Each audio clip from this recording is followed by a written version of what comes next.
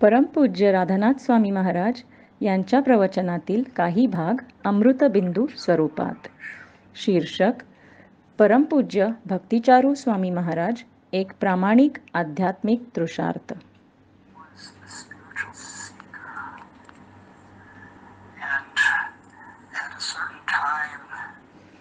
भक्तिचारू स्वामी महाराज एक आध्यात्मिक तृषार्थ होते आणि एका ठराविक वेळी जीवनाच्या उद्दिष्टाची जाणीव वाढवण्याकरिता त्यांनी जगातील मध्य पूर्व भागात, युरोप तसेच जर्मनीला प्रवास केला.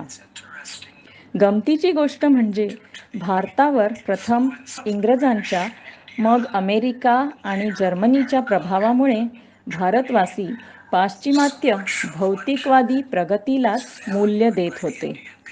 वास्तविकतः ज्यावेळी श्रील प्रभुपाद अमेरिकेत आले त्यावेळी ते कधीकधी म्हणायचे, लोक भारतातून पाश्चिमात्य देशात येण्याचा प्रयत्न करीत आहेत ते केवळ त्यांच्या भौतिक सुखसोयी आणि भरभराटी करिताच, परंतु मी भारतीय संस्कृती प्रदान करण्याकरिता येथे आलो आहे. अर्थात सर्वत्र सर्व धर्मांचा अंतरीचा ठेवा असलेली शुद्ध भक्तिमय सेवेची संस्कृती. तर भक्तिचारू महाराज पाश्चात्य देशांमध्ये गेले असताना त्यांना या अनमोल खजिन्याच्या गौरवाचा साक्षात्कार झाला आणि हा भारतीय आध्यात्मिक संस्कृतीचा उपहार आत्मसात करण्यासाठी एका आध्यात्मिक गुरूच्या शोधात ते भारतात पुन्हा परतले. भक्तिचारू महाराज वैयक्तिक स्तरावर माझ्याशी सामायिक करीत असत की आपण एका दृष्टीने आत्मबंधू होतो, कारण अगदी एकाच वेळी म्हणजे 1970 मध्ये मी आध्यात्मिक जीवनाचा शोध घेण्यासाठी पाश्चात्य देशांमधून भारताकडे प्रवास करीत होतो आणि भक्तिचारू महाराज त्याच उद्देशाकरिता पाश्चात्य देशाकडे प्रवास करीत होते. आणि अर्थातच आम्ही प्रत्यक्षतः किंवा वैयक्तिक स्तरावर भेटलो असल्याचे मला स्मरण नाही, परंतु एकाच वेळी आमच्या दोघांचे एकच उद्दिष्ट होते आणि ते पश्चिमेकडे तर मी पूर्वेकडे जात होतो आणि शेवटी ते देखील पूर्वेकडे परतले. तर ते इतके तेजस्वी, बुद्धिमान आणि सत्याचे प्रामाणिक तृषार्थ असल्याने जेथे कुठेही ते गेले तेथील कोणतेही आध्यात्मिक गुरु अशा व्यक्तीला स्वीकारण्याकरिता वाट पाहत होते. तर अनेक ग्रंथांचे अध्ययन करीत, विविध गुरु, साधू तसेच योग्यांना भेटत त्यांनी बरीच वर्षे प्रवास केला आणि एका विशिष्ट वेळी त्यांना भक्ती रसामृत सिंधू हा ग्रंथ देण्यात आला. हा ग्रंथ श्रील रूप गोस्वामींद्वारा रचित असून कृष्ण कृपा मूर्ती अभय चरणारविंद भक्ती वेदांत स्वामी प्रभुपाद यांनी त्याचे सारांश भाषांतरण केले होते. श्रील प्रभुपाद पुष्कळदा आम्हाला सांगायचे की मी माझ्या पुस्तकांमध्ये आहे. वास्तविकपणे श्रील प्रभुपाद अधिक जोर द्यायचे की त्यांच्या स्वतःपेक्षा म्हणजेच वपूपेक्षा, भौतिक सामिप्यापेक्षा त्यांच्या पुस्तकांमधून ते सोबत राहतील. एकदा हे उदाहरणासहित स्पष्ट करताना मला वाटते ते कलकत्त्यामध्ये होते. भक्तगण विचारत होते की ते प्रभुपादांच्या किती समीप असायला हवेत आणि प्रभुपाद म्हणाले, या क्षणी माझ्या सर्वात जवळ कोण आहे बरे?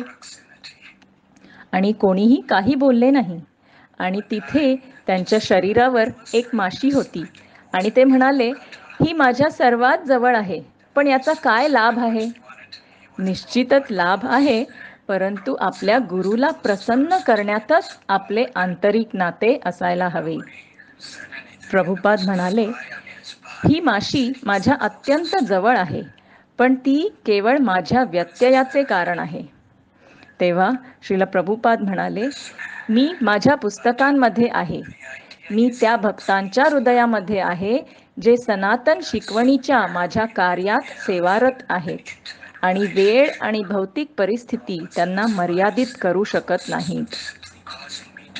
म्हणून जेव्हा भक्तिचारू स्वामी महाराज भक्ती रसामृत सिंधू वाचत होते, ते इतक्या कुतूहलाने, इतक्या प्रशंसेने, इतक्या विश्वासाने वाचत होते की प्रत्यक्ष प्रभुपादच प्रत्येक शब्दाद्वारे त्यांच्याशी वैयक्तिकरित्या बोलत होते.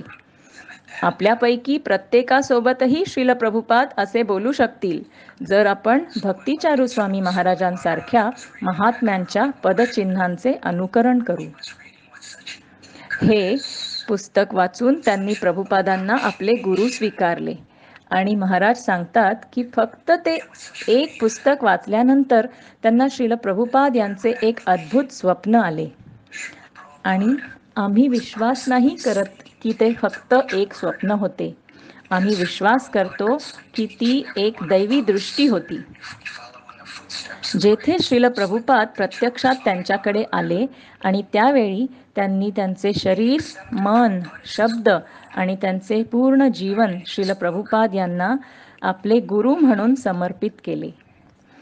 ते मायापूर, कोलकाता येथे गेले आणि ते श्रील प्रभुपादांना भेटायला खूप उत्सुक होते आणि तेथे मायापूर आणि कोलकाता येथील सर्व भक्तांसोबत त्यांना खूप नम्र सेवेमध्ये गुंतवले गेले.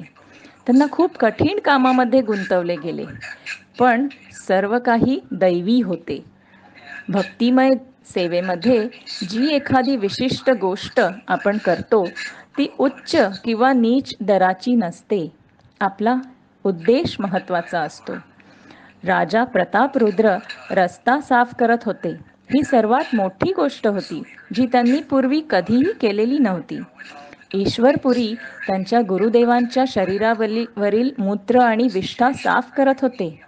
ही सर्वात मोठी गोष्ट होती कारण ती सेवा भगवंतांना प्रसन्न करणारी होती. म्हणून भक्तिचारू स्वामी महाराज अनेक श्रील प्रभुपाद शिष्यांप्रमाणे कोणतीही सेवा करण्याची संधी दिल्यामुळे खूप कृतज्ञ होते. याची तुलना जगातील कोणत्याही संपत्तीशी केली जाऊ शकणार नाही. याचे प्रसिद्ध उदाहरण म्हणजे गिरिराज स्वामी महाराज, म्हणजेच माझे प्रिय सल्लागार आणि आध्यात्मिक गुरुबंधू, मुंबईमधील जुहूच्या जंगलामध्ये अशा गरीब परिस्थितीमध्ये राहत होते की त्यांचे पालक आले आणि त्यांना लाखो डॉलर्स घरी जाण्यासाठी दिले आणि त्यांनी प्रामाणिकपणे सांगितले की माझ्या जीवनाची सर्वात मोठी संपत्ती, सर्वात मोठा खजिना हे माझ्या आध्यात्मिक गुरुदेवांची सेवा करण्यामध्ये आहे आणि ती त्यांच्या अंतःकरणातून करण्याचा उद्देश होता.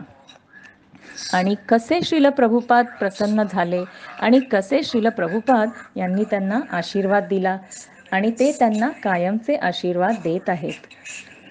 तर ते भक्तिचारू महाराज होते ज्यांना काही दर्जा नव्हता, कोणतेही स्थान नव्हते. ते फक्त सेवा करत होते आणि ते श्रील प्रभुपाद यांना भेटण्याची उत्कट इच्छा करत होते. पण ते समजले की खरी भेट ही सेवेमध्ये आहे.